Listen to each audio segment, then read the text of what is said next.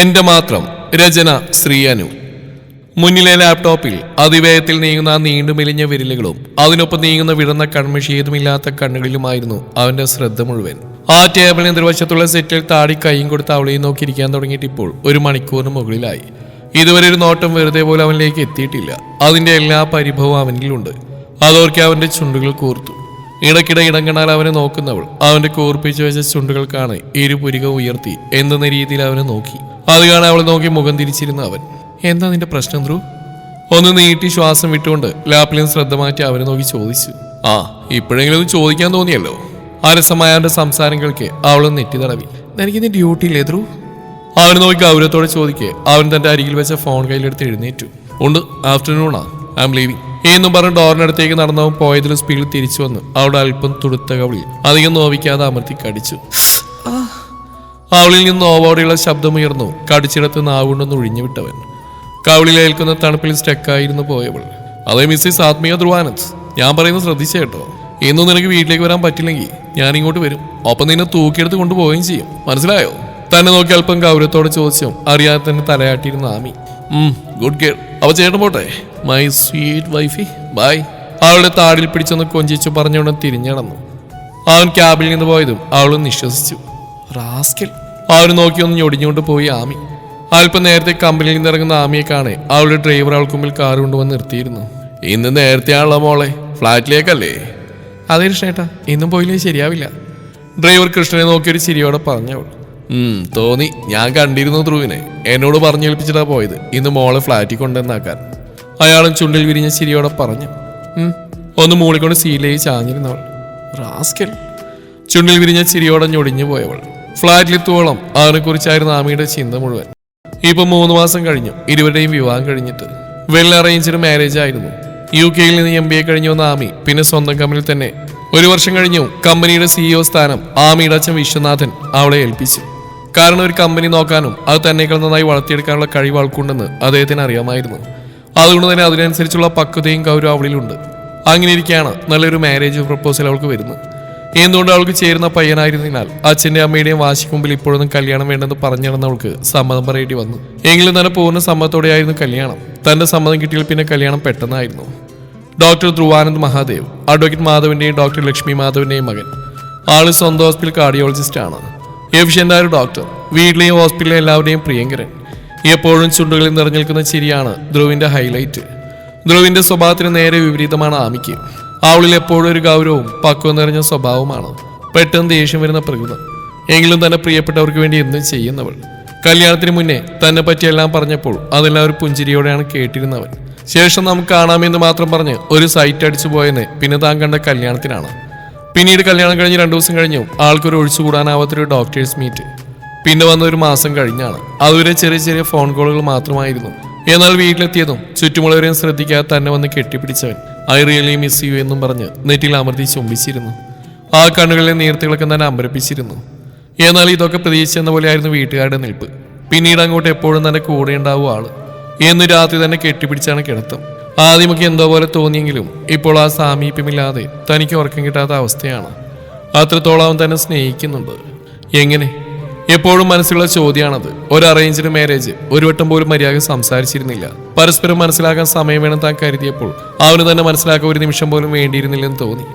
മറിച്ച് കാലങ്ങളായിട്ട് തന്നെ അറിയുന്നവനാണെന്ന് തോന്നിപ്പോവും. പക്ഷെ തന്നെ അറിയാൻ ഒരു ചാൻസ് ഇല്ല. മുമ്പ് ഒരു പ്രാവശ്യം പോലും നേരിൽ കണ്ടിട്ടില്ല. പിന്നെ എങ്ങനെ? ഇപ്പോൾ ഒരാഴ്ചയായി വീട്ടിൽ പോയിട്ട്. അമേരിക്കൻ കമ്പനിയിൽ നിന്ന് വന്നൊരു ഓഫർ. അത് കിട്ടിയാൽ കമ്പനിക്ക് വലിയൊരു നേട്ടമാണ്. അതിനുള്ള ഓട്ടത്തിലായിരുന്നു കഴിഞ്ഞ 2 ദിവസം. അതുകൊണ്ട് കമ്പനിയുടെ തന്നെ ഫ്ലാറ്റിലായിരുന്നു താമസം. വരുന്നത് ധ്രുവിന് ഏതോ എമർജൻസി കേസ് വന്നുകൊണ്ട് ഹോസ്പിറ്റൽ പോയതിനാൽ അവനോടൊന്നും പറയാൻ പറ്റിയില്ല. അച്ഛനോടും അമ്മയോടും പറഞ്ഞ് അവനൊരു മെസ്സേജ് മാത്രം അയച്ചിട്ടു. ശേഷം ഒന്നും വിളിച്ചു പോലും ഇല്ല. വർക്കെല്ലാം കഴിഞ്ഞുകൊണ്ട് തന്നെ വീട്ടിലേക്ക് വരാൻ തീരുമാനിച്ചതാണ്. പക്ഷെ ഒട്ടും പ്രതീക്ഷിക്കാതെയാണ് അവന്റെ വരവ്. ഒന്നും മിണ്ടാതെ തന്നെ നോക്കിയിരിക്കുന്നവനെ കാണേ പിന്നെ താനൊന്നും മിണ്ടാൻ പോയില്ല. അവന്റെ മുഖത്തെ ഓരോ ഭാവങ്ങളും ഒരു കൗതുകത്തോടെ നോക്കിയിരുന്നു പോകും. അവന് ഡ്യൂട്ടി ഉള്ളതറിയാം. അതുകൊണ്ട് ഇനി ആ ഇരുത്തം തുടർന്നാൽ ശരിയാവില്ലെന്ന് തോന്നിയുകൊണ്ടാണ് താനായിട്ട് മിണ്ടിയത്. അല്ലായിരുന്നെങ്കിൽ ഇനി എത്ര നേരം വേണമെങ്കിലും നോക്കിയിരുന്നതിനെ താനവനെ. എന്നാൽ അവൻ പോവാണെന്ന് പറഞ്ഞപ്പോൾ എന്തോ വിഷമം തോന്നി. പോയി. എന്നാൽ ഒട്ടും പ്രതീക്ഷിക്കാതെയായിരുന്നു അവന്റെ ആ പ്രവൃത്തി. തന്റെ കവളിൽ പതിഞ്ഞ തണുപ്പ് ഇപ്പോഴും വിട്ടുപോകാത്ത പോലെ. അല്ലെങ്കിലും ഇപ്പൊ കുറച്ചായിട്ട് തന്റെ ഇരുകവളുകൾ അവന്റെ കയ്യിലാണെന്നാണ് ധ്രുവിന്റെ വിചാരം.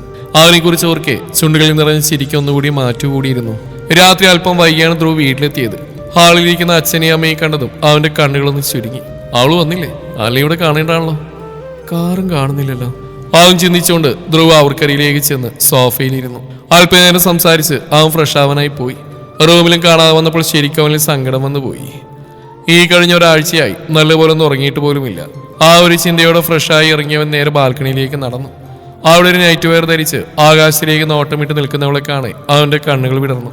അടുത്തുനിന്ന് പുറകിൽ നിന്ന് അവളെ പുണരുമ്പോൾ അവന്റെ മനം തുടിച്ചു. ഒപ്പം അവിടെയും ഒന്നും മിണ്ടാതെ ഒത്തിരി നേരം. ഉറക്കം കണ്ണുകൾ വന്ന് മൂടിയതും അവിടെയുള്ള സ്വിങ്സിലിരുന്ന് ഉറങ്ങിപ്പോയിരുന്ന ഇരുവരും.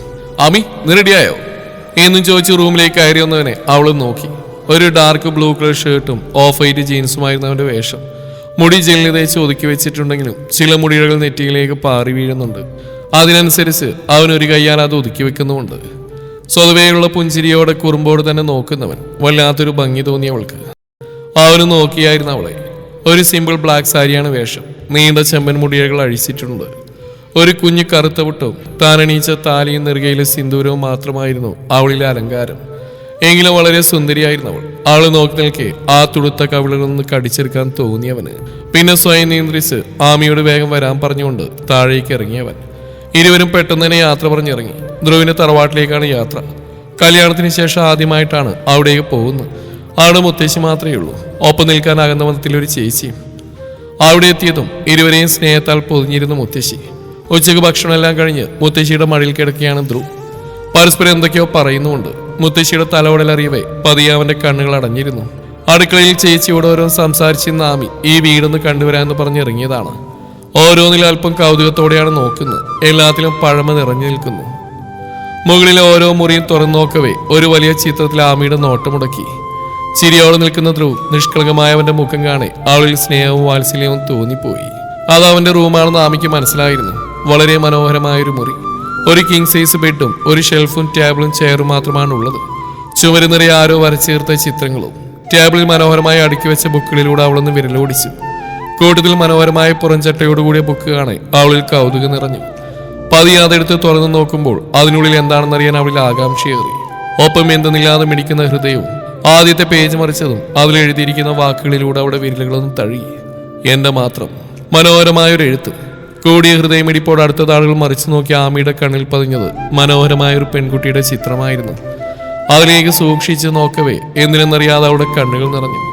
തന്റെ ചിത്രം അത് കാണവേ അവൾക്ക് മനസ്സിലായിരുന്നു അതിപ്പോഴൊന്നും വരച്ചല്ലെന്ന്. കാരണം ആ ചിത്രത്തിനും അതിലെ തനിക്കും പഴക്കമുണ്ട്. ഒരു 10 വർഷത്തോളം പഴക്കം. അത് മനസ്സിലാക്കവേ അവളിൽ പിന്നീടൊരു തിടുക്കമായിരുന്നു. മറ്റുള്ള താളുകളിൽ എന്തെന്നറിയാൻ. ഓരോ താളും മറിക്കവേ അവൾ അറിയുകയായിരുന്നു തന്നെ മറഞ്ഞിരുന്ന് സ്നേഹിച്ചവനെ കുറിച്ച്. എപ്പോഴൊക്കെയോ ആരിൽ നിന്നൊക്കെയോ താൻ അറിയാതെ തന്നെ സംരക്ഷിച്ചവനെ കുറിച്ച്. എല്ലാം അതിലുണ്ടായിരുന്നു. ഒപ്പം അവന് തന്നോട് പറയാനുള്ളത്, തന്നോടുള്ള സ്നേഹം, പരിഭവം, സങ്കടം എല്ലാം. ഓരോന്നും വായിക്കും തോറും അവളുടെ കണ്ണുകൾ നിറഞ്ഞൊഴുകി. മനസ്സ് പിടഞ്ഞു. അടുത്തുള്ള ബെഡിൽ നിന്ന് പോയവൾ പലപ്പോഴും താൻ അവനോട് ചോദിക്കണമെന്ന് കരുതിയിരുന്ന ചോദ്യം, എങ്ങനെ കഴിയുന്നു ഇത്ര പെട്ടെന്ന് തന്നെ ഇത്രത്തോളം സ്നേഹിക്കാൻ, അറിയാൻ, മനസ്സിലാക്കാൻ? അപ്പോഴും ചോദിച്ചു പോയവൾ. അല്ല, ഇപ്പോൾ അവൾക്ക് തന്നെ അറിയാം അവളുടെ ചോദ്യത്തിന് ഉത്തരം. കാലങ്ങളായി തന്നെ അറിയുന്നവൻ അറിയാതെ പോയത് താൻ മാത്രമാണ്. ആ ബുക്ക് നെഞ്ചോട് ചേർത്ത് കണ്ണുകളടച്ച് ബെഡിൽ ചാഞ്ഞിരിക്കുമ്പോൾ ഉള്ളിൽ നിറയെ ധ്രുവായിരുന്നു. ഒപ്പം ഉള്ളു നിറഞ്ഞൊരു സ്നേഹവും. അല്പസമയം കഴിഞ്ഞതും തന്റെ കയ്യിലൊരു തണുപ്പറിയെ ആമി കണ്ണുകൾ തുറന്നു. തന്റെ കൈകൾ പിടിച്ച് തനിക്കരികിലിരിക്കുന്നവനെ കാണെ അവളുടെ കണ്ണുകൾ നിറഞ്ഞു, ചുണ്ടുകൾ വിതുമ്പി. അത് കാണെ അടുത്ത നിമിഷം അവൻ അവളെ തന്റെ നെഞ്ചോട് ചേർത്തിരുന്നു. അവന്റെ കണ്ണുകൾ നിറഞ്ഞു. ഒത്തിരി നേരം അങ്ങനെ ഇരുന്നവർ. മൗനം പോലും മനോഹരമായ സമയം. ധ്രുവിന് മറ്റൊന്നും തന്നെ പറയാനില്ലായിരുന്നു. കാരണം എല്ലാം അവൾ അറിഞ്ഞിരിക്കുന്നു. തന്റെ ഉള്ളം മൊത്തം തന്റെ വരികളാൽ അറിഞ്ഞ അവളോട് ഇനി എന്ത് പറയാനാണ്? ഒന്ന് മാത്രം, പ്രണയമാണ് എൻ്റെ ആമിയോട്. വർഷങ്ങളായുള്ള പ്രണയം, മരിച്ചാലും മൺമറയാത്ത പ്രണയം. ഐ ലവ് യു ആമി എന്നവളുടെ ചെവിയിൽ വളരെ പതിയെ മന്ത്രിക്ക് ഒരു കുതിപ്പോട് അവന്റെ അത്തരങ്ങൾ കവർന്നിരുന്നവൾ. ഒരു നിമിഷം പോലും ചിന്തിക്കാതെ അവനും ചേർന്നിരുന്നു. അവളോടൊപ്പം അതിലും ആഴത്തിൽ ചുംബിക്കാൻ, പ്രണയിക്കാൻ, ജീവിക്കാൻ.